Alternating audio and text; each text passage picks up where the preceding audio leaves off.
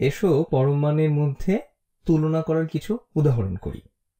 তো এসো আমরা চিন্তা করি যে কিভাবে ঋণাত্মক 9 এবং আমি বলবো ঋণাত্মক 9 পরম মানকে কিভাবে আরেকটি পরম মানের সাথে তুলনা করা যায়। তো ধরো ঋণাত্মক 7 পরম মানের সাথে। তো এসো এটি নিয়ে একটু ভেবে দেখি। এসো চিন্তা করি যে ঋণাত্মক 9 দেখতে কেমন, অথবা এটি সংখ্যা রেখায় কোথায় আছে এবং সংখ্যা রেখায় ঋণাত্মক 7 কোথায় আছে। এসো দেখি পরম মানগুলি কি এবং তারপর আমরা এটির তুলনা করতে পারবো। তো এটিকে কয়েকভাবে চিন্তা করা যায়। একটি হলো তুমি এগুলোকে সংখ্যা রেখায় আঁকতে পারো। যদি তুমি এটি 0 হয় তাহলে এখানে এটি ঋণাত্মক 7 এবং এখানে এটি ঋণাত্মক 9 হবে।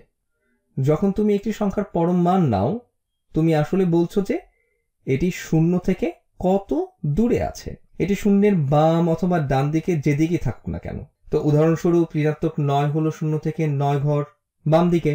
তো ঋণাত্মক 9 এর পরম মান হলো ঠিক 9। তো এটির মান হলো 9। ঋণাত্মক 7 হলো শূন্যের বাম দিকে। তো 7 এর পরম মান হলো ধনাত্মক 7। এবং যদি তুমি 9 এবং 7 এর মধ্যে তুলনা করো তাহলে এটি খুব সহজ হয়ে যায়। নির্দ্বিধায় বলা যায় 9 হলো 7 থেকে বড়। এবং তুমি যদি কখনো বৃহত্তর এবং ক্ষুদ্রতর চিহ্ন দিয়ে বিভ্রান্তির মধ্যে পড়ো তাহলে শুধু মনে রাখবে যে চিহ্নটির বাম দিকে বড় দিক থাকে তো এটি হলো বৃহত্তর সংখ্যার দিক। যদি তুমি পরম মান চিহ্নগুলো বাদ দাও এটিও সত্য যে ঋণাত্মক 9 হলো ঋণাত্মক 7 থেকে ক্ষুদ্রতর। খেয়াল করো যে ছোট দিকটি ছোট সংখ্যার দিকে আছে এবং এটিই হলো মজার বিষয় যে ঋণাত্মক 9 হলো ঋণাত্মক 7 থেকে ক্ষুদ্রতর, কিন্তু তাদের পরম মান যেহেতু ঋণাত্মক 9 হলো 0 থেকে বাম দিকে অনেক দূরে, এটি হলো ঋণাত্মক 9 এর পরম মান যা হলো 9, যা ঋণাত্মক 7 এর পরম মান থেকে বৃহত্তর।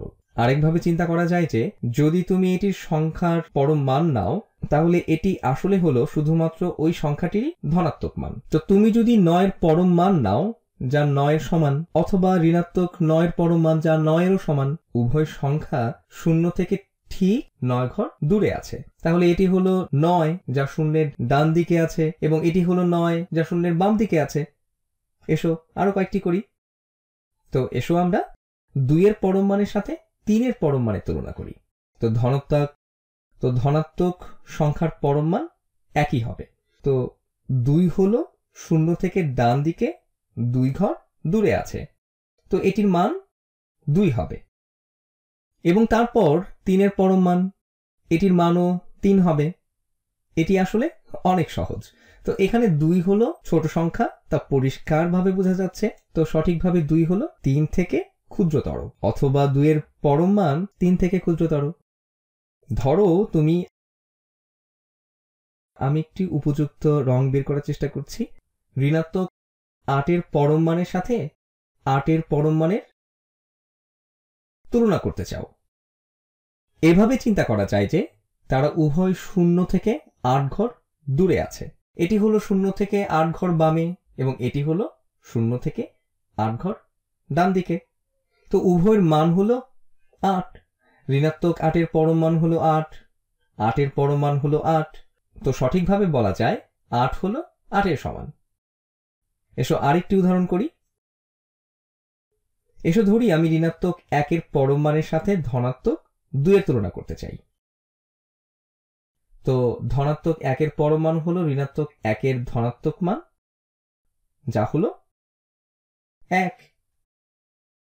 তো 1 অবশ্যই 2 থেকে ক্ষুদ্রতর, অথবা আরেকভাবে চিন্তা করা যায় যে ঋণাত্মক 1 এর পরম মান হলো 2 থেকে ক্ষুদ্রতর।